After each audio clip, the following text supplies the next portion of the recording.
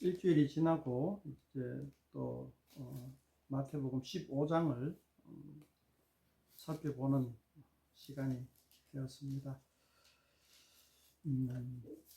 여전히 그 14, 15, 16장, 17장까지 말씀이 난해한 만큼 또 그만큼 굉장히 의미가 깊은 그런 말씀드림을 오늘 16장을 보면서 다시 한번 깨닫게 됩니다. 그만큼 오늘 하고 싶은 얘기가 많다는 이야기죠. 하지만은 하고 싶은 이야기는 많은데 이야기를 잘 해낼 자신은 전혀 없다고 고백을 할 수밖에 없습니다. 굉장히 좀 함축적인 이야기들이 많이 돼 있거든요. 그 함축적인 거를 풀려고 하면은 시간도 시간이지만은 풀면 풀수록 더 사족이 달리는 것 같은. 왜 우리가 훌륭한 시들을 읊어보면은 시 그 자체를 감상하는 게 더 좋지 시를 막 설명하면 더 이상이잖아요. 그런 느낌을 받습니다. 제가 16장을 보면서. 어쨌든 간에 한번 노력은 한번 해봅시다. 15장을 먼저 설명하고 보면 좋겠는데 일단은 두서없이 16장부터 한번 봅시다. 바리새인과 사두개인들이 와서 예수님에게 표적 보이기를 신청을 했다. 근데 이제 우리가 평소 생각하기로는 5병이유와 7병이유의 기적 이것만으로도 메시아가 아닌가 이렇게 우리는 생각할 수가 있습니다. 그런데 지난번에 말씀드렸죠. 5병이의 기적은 그 엘리사가 일으킨 기적이고 엘리사는 엘리야의 수제자고 그렇기 때문에 예수님이 엘리야 다음에 오는 선지자 엘리야 다음에 오는 메시아다라는 것을 간접적으로 그 시대의 정서에 비교해서 간접적으로 예시한 것이다. 이런 상황을 이야기했고 우리도 5병이와 7병이의 기적 그리고 병자들을 고치는 기적 그것이 메시아의 표적이 아니면 무엇이냐 이렇게 우리는 생각할 수가 있습니다. 그런데 이제 바리새인과 사두개인들이 와서 표적을 구한다. 그럼 바리새인과 사두개인들은 5병의 7병 이외에 어떠한 기적을 바랬다라고 우리는 추정할 수가 있습니다. 그건 어떤 것일까 생각했을 때에 아마 제일 쉬운 바리새인과 사두개인들이 생각하는 메시아의 표적으로서 제일 연상하기 쉬운 거는 아마 다윗 같은 게 아닐까. 다윗이 골리앗을 물리칠 때와 같은 그러한 어떤 전쟁 영웅, 정치적 영웅을 갖다가 정치적 영웅에 비견하는 어떤 그 표적을 보여달라. 이런 것이 아닐까라는 생각도 해볼 수가 있습니다. 그런데 예수님은 그런 기적이 아니라 오히려 요나의 표적을 요나를 보여줍니다. 요나에 대해서는 우리가 교회 다닌 사람이든 안 다닌 사람이든 잘 알고 있죠. 3일간 물고기 뱃속에 있다가 토해내져서 니느웨 성에 가서 회개하라 했을 때에 그런 성공적인 선지자의 사역을 마쳤던 사람, 즉 요약하면은 3일 동안 죽었다가 살아난 그러한 기적을 그런 것 밖에는 너희들에게 보여줄 표적이 없다 이렇게 얘기하는 겁니다. 이 요나의 표적에 대해서는 우리가 좀 많이 의미심장하죠, 그죠? 우리 이제 계속해서 지금 저 뒤에도 나오지만은 21절부터 나오지만은 죽임을 당하고 제3일에 살아날 것을 제자들에게 비로소 알린다 하는 이 반복된 구절을 제일 앞에서 이제 요나의 표적으로서도 또 십자가의 죽음과 부활심을 예표하는 그러한 것으로 우리가 그 마태복음의 독자의 입장에서 이제 볼 수가 있는 거죠. 그게 이제 1에서 4절까지의 이제 그 내용으로서 나오고 있고, 그 다음 5절부터 보면은 또 이제 또 다른 에피소드가 나옵니다. 이제 이 에피소드가 또 어떻게 연결될 것인가는 조금 이따가 다시 한번 설명해 보도록 하겠습니다. 이 5절부터는 어떤 내용이냐 하면은 교훈이 그거죠. 12절에 바리새인과 사두개인의 교훈을 삼가하라. 이 내용이 뭐냐 하면은 이제 5절부터 봅시다. 제자들이 건너편으로 갈 새 떡 가져가기를 잊었더니, 떡은 이제 7병이의 기적에서 남은 떡이겠죠. 근데 예수께서 이제 그때 또 교훈을 하면서 바리새인과 사두개인들 누룩을 주의하라 하니까는 제자들은 그것이 떡을 안 가져왔다 하는 줄 알고 착각을 합니다. 그럴 때 예수님이 믿음이 작은 자들아 떡이 없음으로 인연하지 말고, 떡은 뭐 만들려고 하면 얼마든지 만들 수 있으니까 그건 걱정하지 말고 바리새인과 사두개인들의 교훈을 삼가하는 게 주의해라. 뭐 이런 식으로 이야기를 합니다. 자, 요 에피소드에서 지난번에 제가 말씀드렸죠. 5병이의 기적과 7병이의 기적을 통해서 우리 사람들이, 일반 사람들이 하는 것 중에 첫 번째가 그거죠. 엘리사의 기적을 갖다가 다시 한번 표현해내므로 메시아됨을 강조했던 것, 그리고 모세가 광야에서 만나를 내려서 먹인 것과 같은 민중들의, 그러니까 성도들의, 하나님 나라의 백성들의 삶을 기초적으로 책임져 주신다는 메시아로서 그런 의미가 있다. 그런데 그 기초적인 삶의 문제에만 얽매여 있지 마라라는, 그 다음에 심층적인 그 오해의 소지를 여기서 풀어준다라고, 제가 15장이니까 거기서 이제 말씀을 드렸죠. 그러니까 이 생물학적 목적에만 얽매여 있지 마라. 하나님 나라를 생각함에 있어서 그 얘기를 하는 거예요. 생물학적인 그 필요에, 욕구에 얽매이지 말고 그렇게 하다 보면은 이런 12절처럼 바리새인과 사두개인들의 교훈에 물들 수가 있다.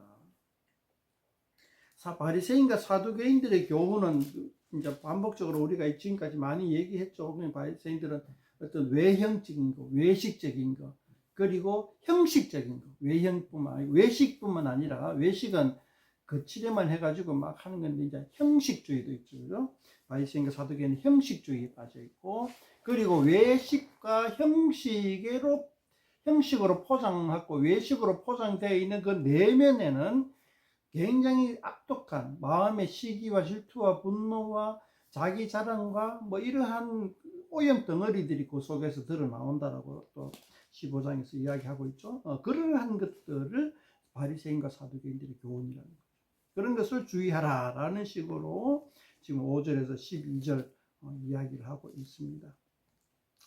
그 다음에 또 13절에 가면은 문단 하나가 뚝뚝 떨어져 있죠. 그죠?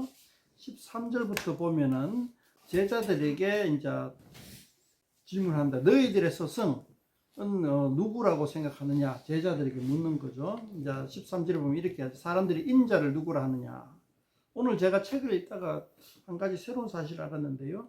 이 인자라 하는 것이 아람어로는 자기를 겸손하게 지칭하는 말하고 비슷하대요. 어근이 비슷하대요. 제가 확인을 못 해봤는데 아람어로는 그렇대요. 제가 아람어 실력이 전혀 없으니까 뭐 책에 그래 적어놨으니까 그런가 싶은데 그런 얘기는 오늘 책 읽으면서 처음 봤어요. 이 인자라는 단어가 이것도 굉장히 뭐라 해야 될까, 그냥 평범한 단어가 아니고 굉장히 상징적인 단어라는 것이 인자가.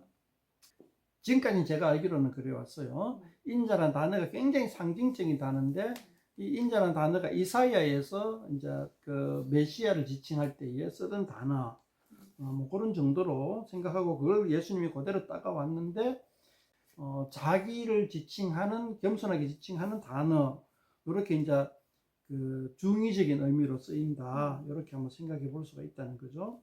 제가 나중에 아람어 공부를 조금만 해가지고 이것 좀 더 보충 설명도 하도록 하겠습니다. 오늘은 이 정도만 해서 인자에 대해서 알고, 어쨌든 이제 인자를 하는 단어가 이사야에서 메시아를 지칭하는 단어다. 그 단어를 그대로 따가왔다. 예. 자, 그렇게만 이제 전통 지금까지는 그렇게 해석을 왔었는데요. 자, 그 다음에 15절에 너희는 나를 누구라 하느냐?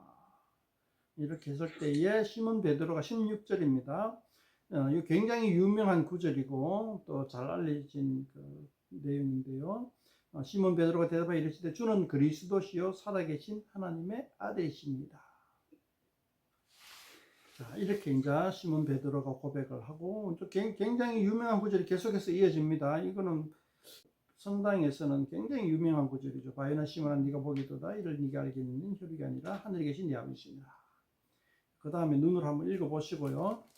자, 이 구절 때문에 이제 천주교에서는 베드로가 초대 교황이고 교회의 열쇠를 가지고 있다 해가지고 이제 베드로의 권위를 굉장히 높여줍니다. 그리고 베드로의 권위를 높이고 베드로를 초대 교황이라고 지칭을 합니다. 그래서 그 다음에 오는 교황도 교회의 열쇠를 가지고 있다. 그러니까 이제 생사 여탈권을 뛰어넘어서 그 요즘 우리나라로 치면은 그거죠. 염라대왕의 권한을 가졌다. 즉 천국과 지옥에 보낼 수 있는 권한을 가진 것처럼 막 논리에 논리 이래 가지고 이제 그렇게까지 막 이상한 결론으로 가게 돼 버리는 거죠. 자, 그런 건데 이제 본문을 자세히 읽고 계속 곱씹어 보면은 이 내용들에 대해서 우리가 한번 그러한 그 천주교에서 가르치는 내용과 전혀 별개의 맛이 난다. 뭐라고 설명은 못하겠어요. 저도 다른 맛이 난다. 그런데 그거는 확실히 아니다. 천주교에서 이야기하는 그거는 확실히 아니다라고는 분명해요. 어떤 맛이냐에 따라서 이제 그걸 설명하기는 애매한데요. 자, 먼저 19절을 보면은 병행 구절이 있어요. 먼저 찾기 쉬운데 봅시다. 요 한 장만 넘기면 마태복음 18장 18절에 또 나옵니다. 한번 봅시다. 마태복음 18장 18절에 한번 봐봐요. 제가 한번 읽을게요. 진실로 너희에게 이르노니 무엇이든지 너희가 땅에서 매면 하늘에서도 매일 것이요 땅에서 풀면 하늘에서도 풀리리라. 마태복음 18장 18절에도 똑같은 병행 구절이 나와요. 이제 근데 요 마태복음 18장 18절 전후로 해서 문단은 뭐냐 하면 용서에 관한 것이에요. 그래서 요 18절을 해석하면은 너희들이 용서하면 하늘에서도 용서할 것이고 너희들이 용서하지 못하면 하늘에서도 용서하지 않을 것이다 라는 내용으로 해석이 되어진다. 18장에서는 그렇게 하고 그 다음에 또 한번 봅시다. 요한복음 20장에서도 똑같은 내용이 용서라는 관한 내용으로 나와요. 요한복음 20장에는 뭐 찾아보실 분을 찾아보기 전에 굳이 뭐 그렇게 힘들게 안 찾아야 되고 그 다음에 계시록 3장 7절에서도 나오는데 계시록 3장 7절에서는 마찬가지로 천국문을 닫고 열고 하는 개념으로 나옵니다. 근데 중요한 건 이사야 22장 22절에도 나옵니다. 굉장히 반복되죠. 그죠? 병행 구절이. 그러니까 요게 굉장히 뭐라 해야 됩니까? 속담이라 해야 될까? 이런 것들이 상당히 초대교회 때에 다양하게 많이 알려졌는, 그러니까 흔히 알려져 있는 그런 그 상투적인 표현이라는 거죠. 그런 상투적인 표현인데도 굉장히 중요한 거죠. 이사야 22장에 나가면은 이사야가 예언해 놓은 건데 엘리야김이라는 총독점 되는 사람 인물에 대하여서 예언한 게 그 엘리야김이라는 총독에게 뭐 내무부 장관이나 뭐 직함은 뭐 다양하게 해석하면 되고요. 그러한 총독에게 왕이 아니죠. 왕 밑에 신하죠. 그 엘리야김이라는 그 최고 권위를 가진 신하에게 예언한 게 이거예요. 예수님이 베드로에게 예언한 것과 마찬가지죠. 이제 네가 열쇠를 준 게 아니고 다윗 왕국의 열쇠를 줄 테니까 네가 매면 매고 풀리면 풀리다 하는 식으로 이야기를 하는 거죠. 자, 그러한 것을 가지고 이제 우리는 오늘 이 16장 19절의 말씀을 한번 연상을 해봐야 됩니다. 논리적으로 설명하기는 쉽지가 않죠, 그죠? 그런데 확실한 거는 성당에서 천주교에서 해석하는 그런 교황의 권위를 세워주는 말은 아니다라는 거죠. 가장 이제 18장 18절에서 나오는 말씀이 가장 가깝고 마태복음 안에서 나오는 병행 구절이니까 18장 18절에서의 해석을 요조적으로 가져오는 것이 가장 무난할 것이라고 봐요. 그러니까 지금 저는 이제 우리가 16장을 보고 있지만은 나중에 18장 넘어가고 19장 넘어가면은 마태복음에서 그 굉장히 중요한 개념이 또 나옵니다. 그 개념이 뭐냐 하면 용서라는 개념인데요. 그러한 용서라는 개념으로서 이것을, 그러니까 교회에서 해야 하는 역할 중에 하나가, 굉장히 중요한 역할 중에 하나가 서로 용서해 주는 거예요. 그러니까 천국 열쇠는 뭐냐 하면 결국 용서에 달려있다. 그 앞질러 얘기하자면은 예수님이 십자가에 못 박히시고 부활하심으로 말미암아서 하나님이 우리의 인류의 죄를 용서해 주신다는 개념으로 들어가요. 예수님이 십자가에 못 박히시는 그 사건으로 인해서 우리의 죄악이 모든 것이 해결되었다라는 개념으로 들어가요. 그러니까 십자가도 무엇이냐 하면 하나님의 용서하심과 같이 매칭이 되는 거예요. 그러니까 이제 용서의 개념을 이제 제가 계속해서 강조하고 하는데, 그거 나중에 또 18장과 또 반복해서 얘기가 될 거예요. 그때 가서 이제 좀 더 구체적으로 반복해서 설명하면 좋겠고요.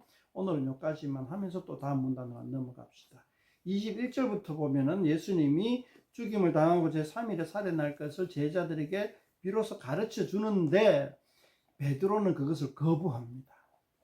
베드로를 거부해가지고 23절에 보면은 쌍욕을 하죠. 사단아, 네 뒤로 물러가라. 이 수제자 얼마 전에 조금 전에 문단에서는 네가 반석이다, 교회의 반석이다, 네가 최고로 중요한 교회의 기초다, 이렇게 얘기해 놓고는 21절에 가면은 사단은 물러가라 하니까는 좀 적응하기 힘들죠, 그죠? 여기서 저는 이제 마태라는 그 예수님의 12제자 중에 한 사람의 어떤 고뇌를 살짝 엿볼 수도 있습니다. 이 베드로라는 인물을 너무 부추겨 세우면 안 되겠다, 약간 까내려야겠다 하는 느낌, 그죠? 그런 느낌으로 적었을 수도 있어요. 제 인간적인 생각입니다. 근데 마가복음에 들어가면은 요게 그 열쇠 이야기는 나오는데 사단아 물러가라 하는 요 얘기가 안 나와요. 마가가 베드로의 제자거든요. 자, 그런 거 생각해 보면 재밌고, 또 거기에 대해서 의미를 또 많은 이야기들을 또 해야 될 필요가 있어요. 근데 뭐 시간 제약상 그런 이야기들은 나중에 뭐 다른 편한 시간에 할 수 있으면 좋겠고요. 자, 지금은 예수님이 십자가의 사역을 이야기할 때 베드로도 그렇게 그러면 안 된다라고 하고, 자, 그럴 때 그까지만 한번 좀 설명을 보내봅시다. 이때까지만 하더라도 제자들이 비로소 이야기를 했잖아요. 비로소 십자가의 사역을 이야기하니까 제자들이 받아들이지 못합니다. 그때까지의 제자들은 어떤 사고방식이냐 하면은 정치적 영웅을 생각했단 말이에요. 예수님을 정치적 영웅으로 생각을 하고, 정치적으로 로마로도 독립하고 다윗 왕국의 회복을 할 것이다라는, 정치적으로 회복을 할 것이다라는 생각을 가지고 예수님을 쫓아다녔는데, 예수님이 십자가에 죽어야 한다, 메시아는 십자가에 죽어야 한다라고 얘기하니까 받아들이기가 힘든 거예요. 그게 이제 그러한 제자들의 사고방식을, 사고 상태를 22절, 23절에서 분명하게 나타내는 거죠. 자, 그럴 때 예수님은 아니다, 메시아는 십자가에 죽었다가 살아나야 된다. 그러니까 의무적으로 얘기하고 있어요. 그렇게 될 것이다가 아니고 그래야 된다라고 얘기하고 있어요. 그래야 메시아의 사역이 완성이 된다라고 얘기하고 있어요. 그리고 제자를, 그러한 사고를 이해를 못하고 받아들이기 힘든 제자들에게 꾸중을 하는 예수님. 그리고 24절에는 제자들에게 똑같이 십자가에 죽는 메시아를 따라오느라고, 팔로우미라고 얘기를 하고 있는 거예요.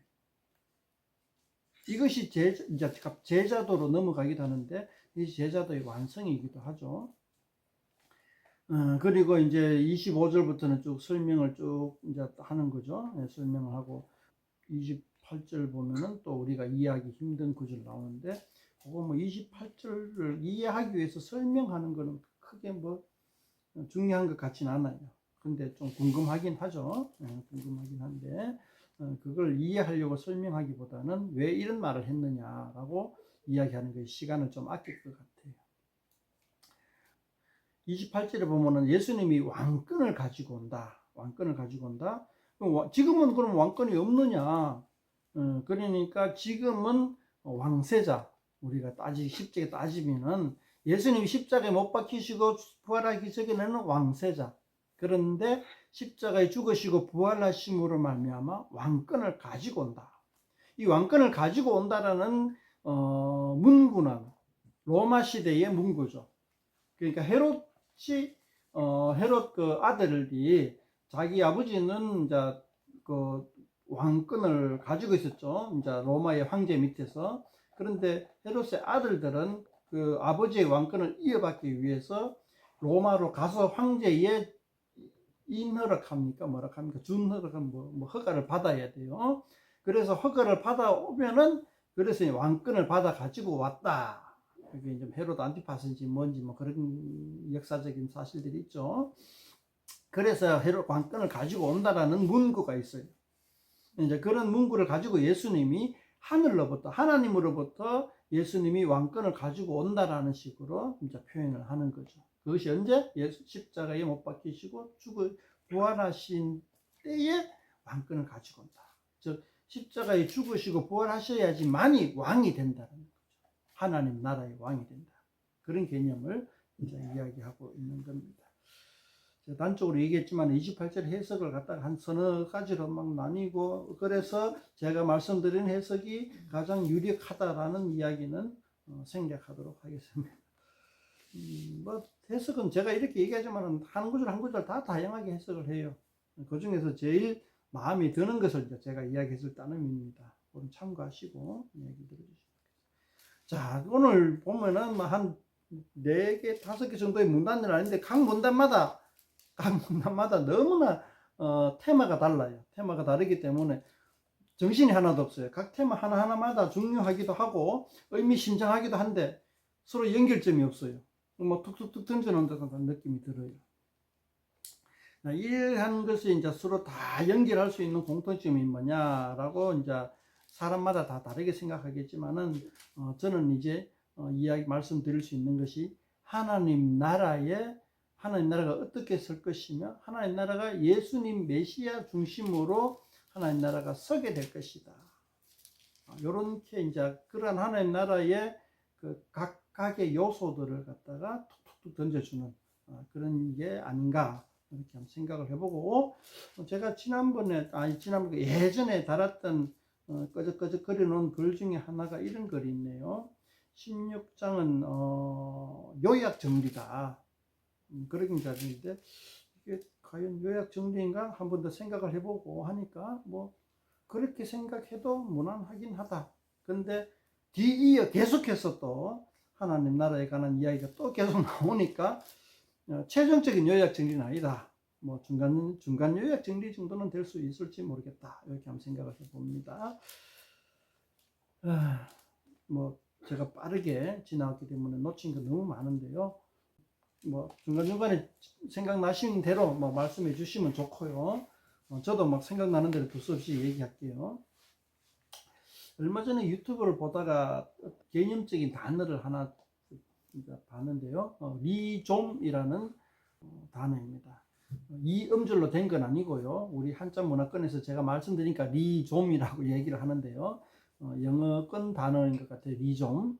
그런데 이 리좀이라고 하는 단어의 뜻이 뭐냐 하면은 논리적이고 획일적이고 수직적인 구조가 아니라 카오스 같은 엉클어진 그런 어떤 개념들. 그러니까 리좀이 뭐냐 하면 그걸 예를 들게 토끼굴이 처음도 없고 끝도 없고 서로 막 뒤죽박죽으로 연결되어 있더라고요. 땅속에서. 근데 다 연결은 다 돼 있어요. 연결은 다 돼 있는데 1번을 통해서 1번은 2번을 통해서 3번에 가는 것이 아니라 처음과 끝도 바로 직통으로 연결되기도 하고 뭐 그러니까 한마디로 두서가 없는 거죠. 그런데 그걸 보면서도 유튜브를 보면서 느끼는 점이 성경도 리좀적인 구조다. 그러니까 차근차근 배워나가는 것이 아니라 그냥 막 두서없이 보이는 것 같고 그렇지만 어느 순간 보면은 이렇게 선명하게 구조가 드러나는 그런 것이 아닌가. 이렇게 한번 그 유튜브 보면서 리좀이라는 개념을 생각하면서 성경의 구조도 한번 생각해 봤다. 이렇게 한 말씀을 드리고요. 마찬가지로 오늘 16장도 그러한 개념, 그러한 식으로 우리가 생각해야 되겠다. 우리는 너무 논리적이고 체계적이고 구조적이고 또 순서적이고 그런 개념에 익숙해져 있기 때문에 성경책을 보면서 상당히 좀 혼란스럽지 않나. 그런 속에 이제 젖어 있으니까. 근데 성경은 논리책이 아니거든요. 그리고 조직적인 거로 기록되지 않고요. 또 초보자와 뭐랄까 만렙이라 합니까? 그런 사람들 구분한 것도 아니에요. 그냥 두서없이 탁탁 던져놓은 듯한 느낌을 들어요. 거기에 우리가 한번 적응을 좀 해야 될 것 같아요. 제가 복습을 하다가 한 가지 지난주에 못다 한 이야기 엄청 많지만은 복습을 하다 보니까 한 가지 딱 이야기하고 싶은 게 한 가지가 있는데요. 15장 39절입니다.